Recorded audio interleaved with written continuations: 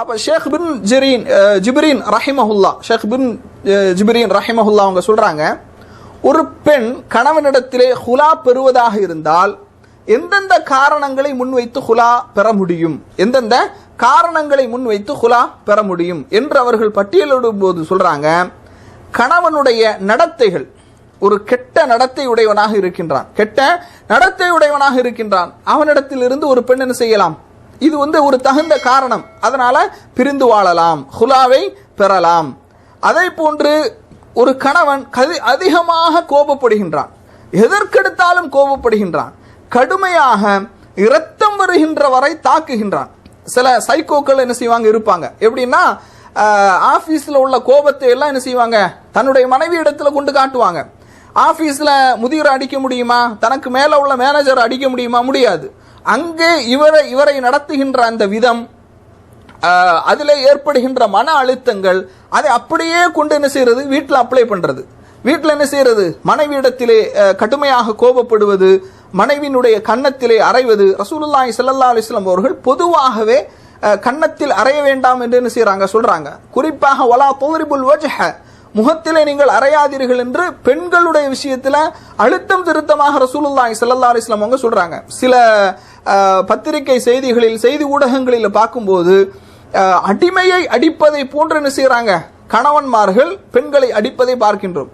ஆனா மற்ற மதங்களை பொறுத்த மட்டில் அவங்களுடைய மதங்கள் அவர்களுக்கு எப்படி வழிகாட்டுகின்றது என்று தெரியவில்லை. ஆனால் மற்ற மதங்களிலே உள்ளவர்கள் என்ன செய்யறாங்கன்னா, கல்லானாலும் கணவன் புல்லானாலும் புருஷன் என்று என்ன செய்யறாங்க, அடியை வாங்கிக்கிட்டு ஏச்சு பேச்சுக்களை வாங்கி கொண்டு அவமானம் இழைக்கப்பட்டாலும் சகித்து கொண்டு பொறுத்து கொண்டு என்ன செய்யறாங்க வாழ்க்கையை ஓட்டுறாங்க. ஆனால் இஸ்லாமிய மார்க்கம் பெண்களுக்கு கொடுத்திருக்கக்கூடிய ஒரு சுதந்திரத்தை பாருங்கள். சுப்ஹானல்லாஹ், இஸ்லாமிய மார்க்கம் என்ன செய்கின்றது, இந்த மாதிரியான ஒரு கணவனாக இருந்தால், காயம் ஏற்படுகின்ற அளவுக்கு அடிக்கக்கூடிய ஒரு கணவனாக இருந்தால், அந்த கணவனை விட்டு பிரிவதற்கு பெண்ணுக்கு முழு உரிமையை என்ன செய்கின்றது, கொடுக்கின்றது. அதே போன்று இன்னும் சில காரணங்களை அறிஞர்கள் என்ன செய்யறாங்க, அப்துல்லா பின் ஜிப்ரீன் ரஹிமஹுல்லா அவர்கள் என்ன செய்யறாங்க சொல்றாங்க. அது என்ன காரணம் என்று சொன்னால், நாம் சொன்னதை போன்று கடுமையாக தாக்கக்கூடியவன், கடுமையாக கோபப்படக்கூடியவன், கெட்ட நடத்தை உடையவன், அதே போன்று நாக்சுத்தீன், மார்க்கத்தில் குறைபாடு உள்ளவன். மார்க்கத்தில் குறைபாடு என்று சொன்னால் தொழுகையை விடக்கூடியவன்.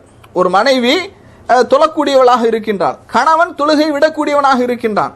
அப்ப அந்த மனைவி கணவனுக்கு உபதேசம் செஞ்சுக்கிட்டே இருக்கிறாங்க, தொழுங்க, 5 நேரம் தொழுகை நிறைவேற்றுங்கள், தொழாமல் இருக்காதீர்கள் என்று உபதேசம் செய்து கொண்டே இருக்கின்றாள்.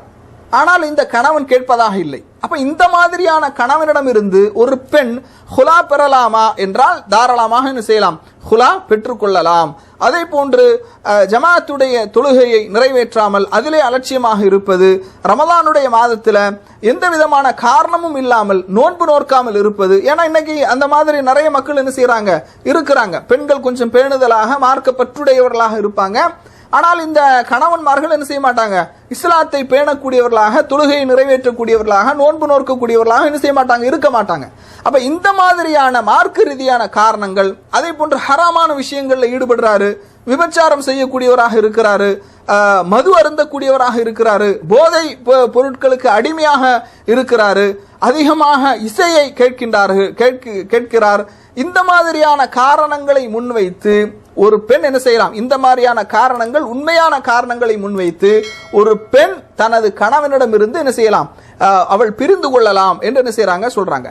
4வது ஒரு காரணமாக சொல்றாங்க, இதா மனஅஹா ஹக்ஹா மின் நஃபகா, அதாவது ஒரு பெண்ணுக்கு செலவுக்கு கொடுக்கல, ஒரு கணவன் பெண்ணுக்கு செலவுக்கு கொடுக்கவில்லை, அல்லது அவளுக்கு ஆடை கொடுக்கவில்லை, உணவு கொடுக்கவில்லை, அவளுடைய அத்தியாவசிய தேவைகள், அடிப்படை தேவைகள் இருக்கா இல்லையா, உணவு, உடை, உறைவிடம், இந்த மாதிரியான அடிப்படை தேவைகளை அவள் நிறைவேற்றாமல் இருக்கின்றாள், அடிப்படை தேவைகளை அவள் நிறைவேற்றாமல் இருக்கின்றாள் என்றால் இந்த கணவனிடம் இருந்தும் என்ன செய்யலாம், ஒரு பெண் விவகாரத்து பெற்றுக்கொள்ளலாம், ஹுலா பெற்றுக்கொள்ளலாம் என்று என்ன செய்யறாங்க சொல்றாங்க.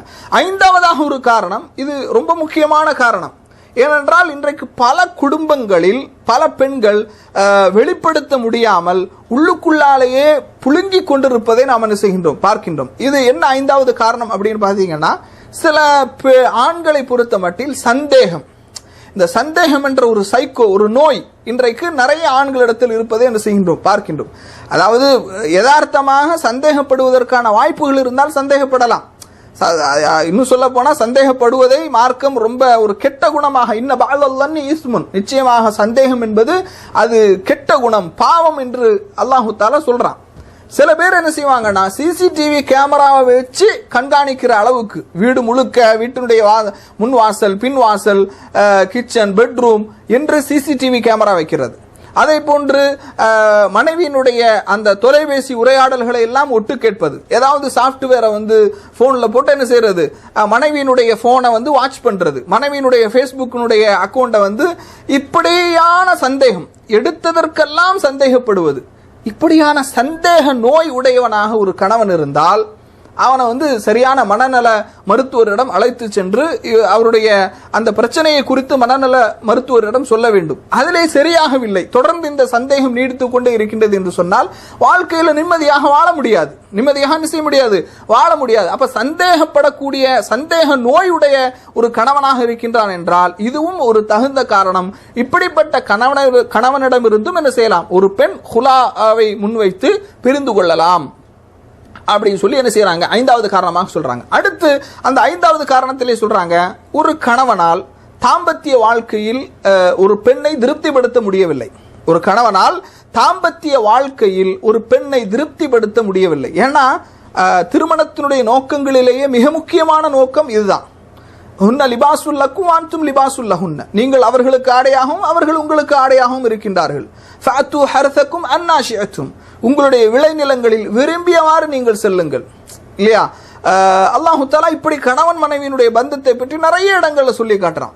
அப்ப இந்த பந்தமே இல்லை அப்படின்னா, தாம்பத்திய வாழ்க்கையில் முழுமையாக ஈடுபட முடியவில்லை, மனைவியை திருப்திப்படுத்த முடியாத அளவுக்கு ஒரு கணவன் இயலாதவனாக இருக்கின்றான் என்று சொன்னால் இந்த கணவனிடமிருந்தும் என்ன செய்யலாம், ஒரு பெண் ஹுலா பெற்றுக் கொள்ளலாம். இதெல்லாம் தகுந்த காரணங்களாக அறிஞர்கள் குறிப்பிடுவதை என்ன செய்கின்றோம், பார்க்கின்றோம். அதே போன்று இன்னும் சொல்றாங்க, சில கணவன்மார்கள், அதாவது ஒன்றுக்கு மேற்பட்ட மனைவிகளை திருமணம் செய்திருந்தால், 2 மனைவி அல்லது 3 மனைவி 4 மனைவிகளை திருமணம் செய்து கொண்டிருக்கின்றார். இந்த மனைவிகளுக்கு மத்தியில் பாரபட்சத்தை காட்டுகின்றார். பாரபட்சம் என்று சொன்னால் அன்பை பொறுத்த மட்டில் அது அல்லாஹுடைய கையிலே இருக்கின்றது. ஒவ்வொரு மனிதருடைய உள்ளங்களும் அல்லாஹுடைய கையிலே இருக்கின்றது. அன்பை பொறுத்த மட்டில் அதில் சில ஏற்றத்தாழ்வுகள் இருக்கலாம்.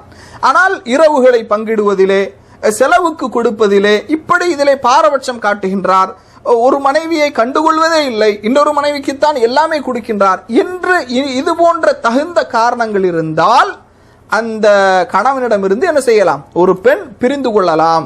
ஹுலாவின் மூலமாக அந்த கணவனோடு சேர்ந்து வாழாமல் என்ன செய்யலாம், தனித்து வாழலாம், பிரிந்து கொள்ளலாம், தலாக் விடலாம் என்று என்ன செய்யறாங்க அறிஞர்கள் குறிப்பிடுவதை நாம் என்ன செய்கின்றோம், பார்க்கின்றோம்.